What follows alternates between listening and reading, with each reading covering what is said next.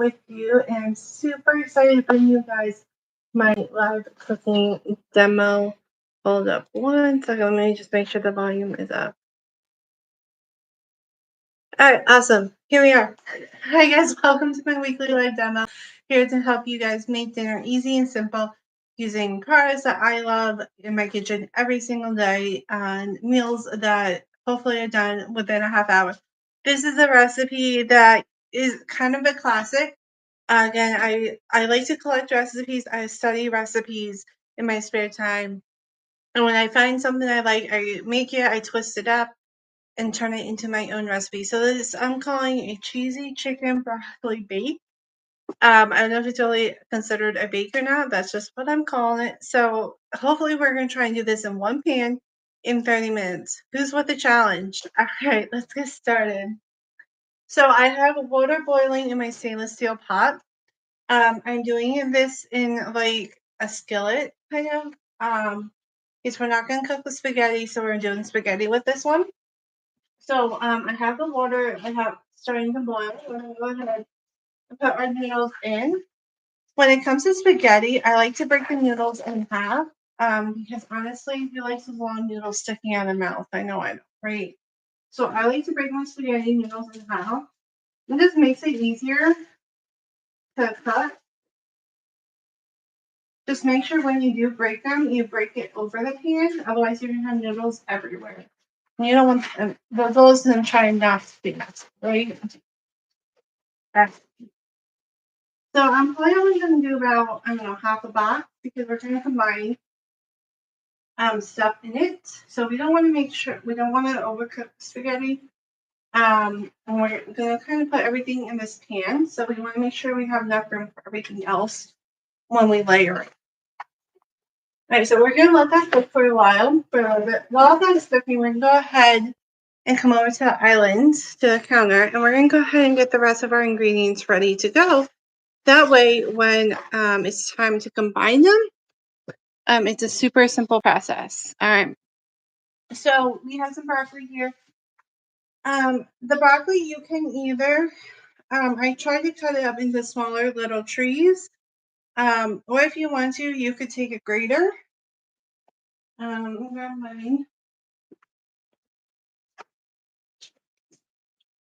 This is a really cool trick. Take a grater, and you can just grate the tops of the broccoli as well. Okay. If you wanted to, if you don't like all those stems, you do what you and your family like. If your kids do not eat broccoli, I highly recommend using the grater method. My kids don't mind eating broccoli, so I'm going to kind of leave the stems on. But you do want to kind of cut some of those, like the hard stems out. So the stems are sticking out a little bit, like on this piece here. You are going to want to trim that down a little bit. I apologize if the house is working. I think we had a delivery. All right, so we're going to kind of trim those a little bit. I have 2 heads here, but I really just put one because I think that's going to be plenty of broccoli, to be honest with you. We want all the flavors to kind of mend together. We don't want anything that's super overpowered. So I think we're going to have enough broccoli here, but I got the second head out just in case. My kids surprisingly love broccoli, so that's what I'm going to do. You can do this for any vegetables you wanted to. I think this is go really good with like a zucchini or a squash. If you cut the squash, no, not the squash. Do this with potatoes too. Okay. All right. So what we're gonna do is once the pasta, we're gonna partially cook the pasta. We're not gonna cook it all the way because we're gonna put this in the oven to bake. Okay. So we're gonna season our broccoli a little bit with some sea salt. This is a Pamper Chef spice. I love it. Sea salt, sea and Himalayan salt. So we're just gonna pour a little bit on the broccoli. And then we're gonna put some pepper on too. I'm gonna give this a little bit of a flavor to it. This dish, we're not gonna put a lot on because again, my kids are not fans of flavor. Okay, so we're gonna grab another bowl here. We're gonna grab a smaller bowl.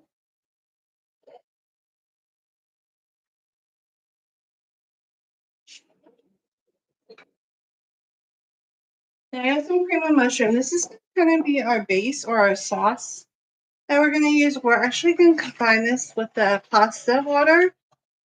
So the water that's left from the pasta, we're going to combine in here. And when we cook the chicken, anything that's left over, the liquid from the chicken, we're also going to use, right? So kind of making our own little sauce. We're trying to eliminate our waste as much as possible. So we have 2 cans here. That's probably more than enough. We probably could get away with 1. But if you want to thicken this out a little bit, what you can do is fill one of these cans up with water.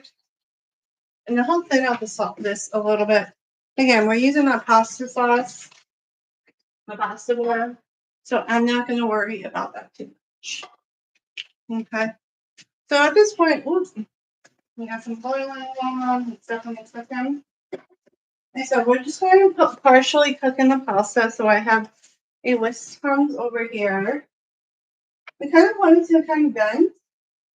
And what we're going to do is we're going to put this aside. So yeah, I think we're good here because we're going to put it in the oven. We don't want it overcooking, right? Let's simmer down a little bit. And you see I have my colander over here in one of our bowls. And this is going to get a little messy. Let me move this over to the sink quick. Which is a little neat mess. Right, in case it spills on me, whatever.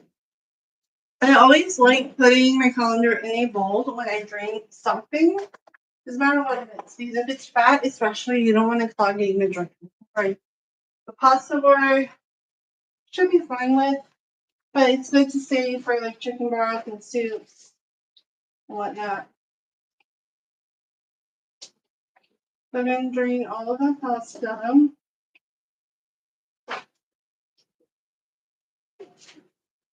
We're going to leave a little bit in there. It's fine.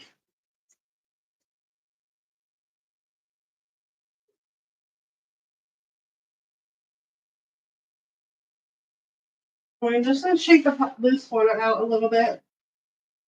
Grab a towel instead of on the towel. Alright, cool.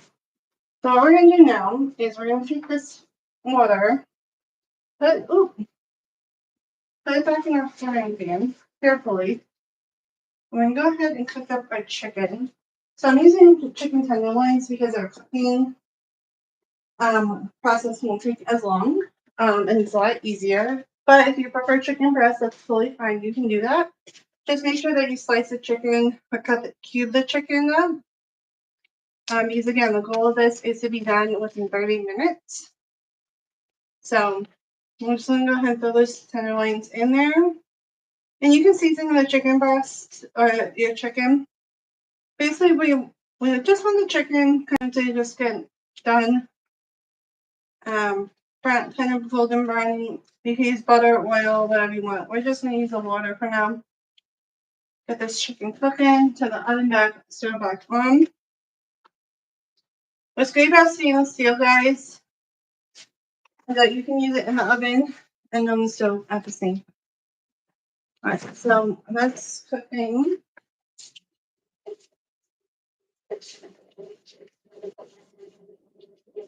This is definitely a multi-step process, so it might take a little bit longer than the 30 minutes if you do it, but it should be done. We're going to go ahead and preheat our oven. We're going to just do 350 because everything's going to be mostly cooked. Basically, when we put it in the oven, what we're looking for is just the cheese to kind of melt into everything once we do that. Oops.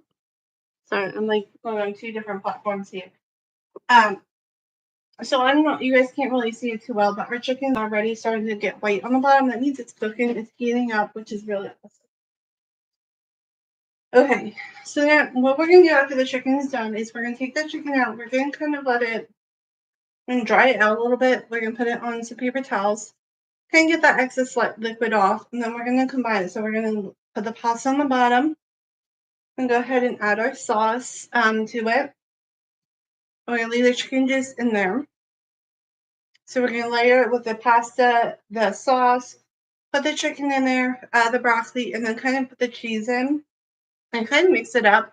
Because if you just put the broccoli or whatever on top, it's gonna burn. And no one likes burnt broccoli, right?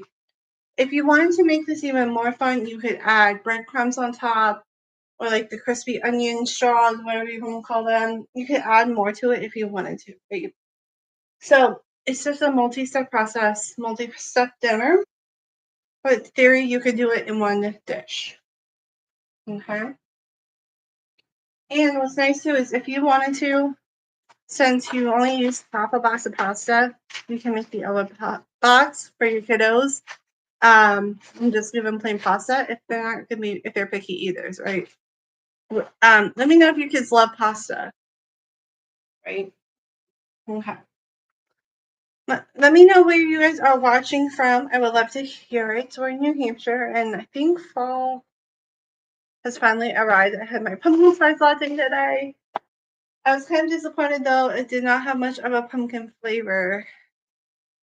So I was kind of disappointed in that, but it was fun. That was good. Alright. I'm gonna go ahead and flip our chicken. I'm bringing this closer to you guys so you can see how it's already cooking. And it hasn't even been on yet. Stainless steel does hold the temperature pretty well. These are new pans from Pampered Chef. So if you're looking for stainless steel, you want healthier, cleaner cooking, stainless steel is the new trend and it's the way to go. If you have not used stainless steel before, there is definitely a learning curve, which I am learning, in how to clean it and whatnot, and that can be a whole nother video. Let me know, what kind of bakeware do you use?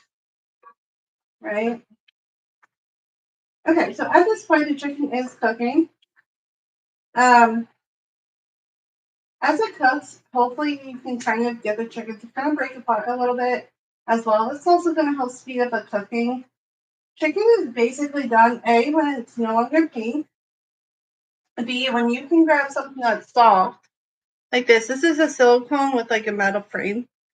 When you can use something soft like this to cut into the chicken, cut it apart, and see when there's clear liquid coming from the chicken. That's how you know when it's done.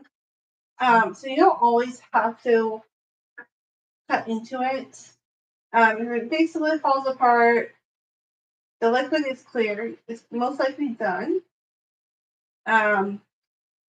This is actually coming apart pretty easily in the pan right now. But it's cooking pretty quickly too, which is awesome. Which is kind of what we want. Right, these are trying to get this done. And for those of you who have watched my videos before, my live demos, I normally do these later in the evening. But my family schedule has exploded in the evening. So we're eating dinner typically an hour and a half earlier than what we normally do. So this week is a whole adjustment week as they start school next week. So it's been busy, crazy, trying to figure everything out. I mean, have your kids started school yet? Put it in the comments. I'd love to hear it. I'm gonna put the lid back on this. The lid will help when you put the lid on your pans. It keeps the heat in and keeps the moisture in. And it helps speed up that cooking process as well because everything's so hot and wet.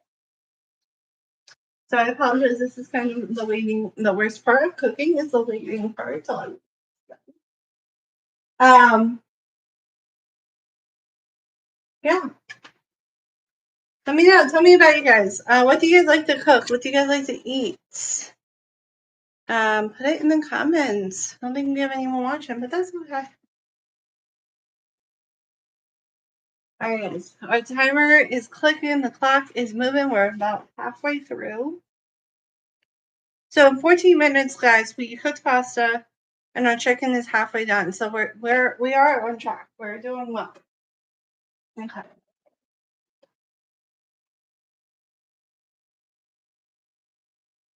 Yeah. Okay. Cool.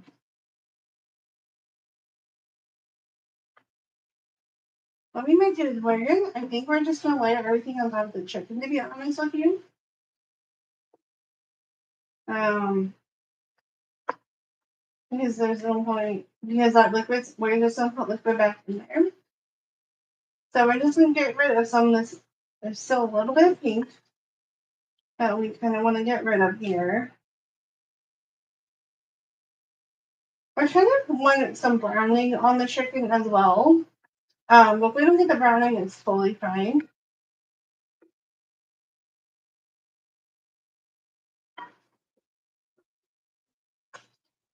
The oven is telling me they're ready.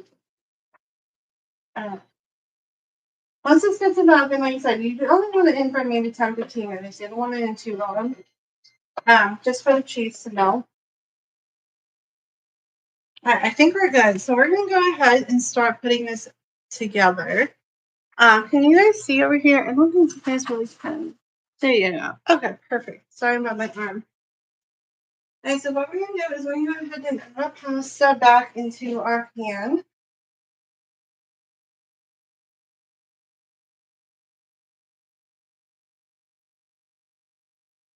Yeah, this is kind of my own recipe, so this is strictly experimental. Then we're gonna go ahead and add broccoli. We're gonna mix it all up.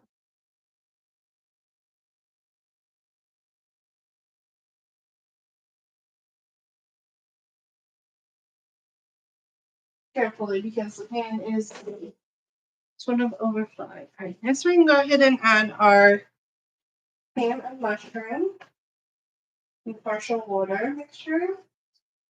And then we're going to go ahead and mix all of this up right here. And then we're going to add in the cheese. What I originally was going to do was use cream of chicken, but I don't have any, so this is what I had in my closet. So the other goal of this recipe was to use ingredients that you most likely already have, with the exception of the broccoli. The only thing you should, unless you have to go grocery store shopping, but this is kind of one of those recipes that is used with those that you already have in the kitchen, in your pantry, whatever.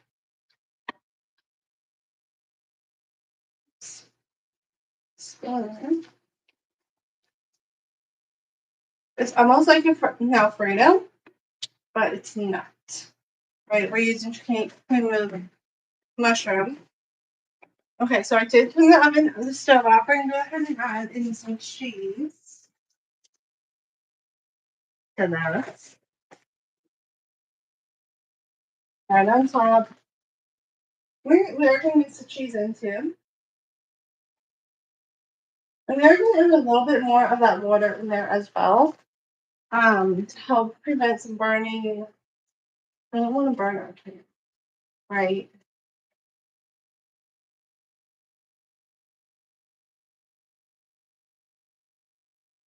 This goes good with green beans. So my dad makes a green bean casserole. It's very similar to this as well.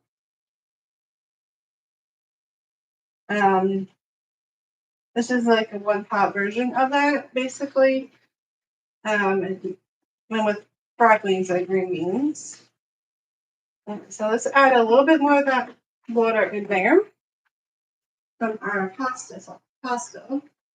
You can save this if you want to make homemade broth or soups or whatever you wanted to. So that liquid's going to help kind of continue cooking the chicken. It's going to keep everything nice and moist, prevent the pan from burning on the bottom. We're going to cover this up. I'm going to put it in the oven for about 10 minutes.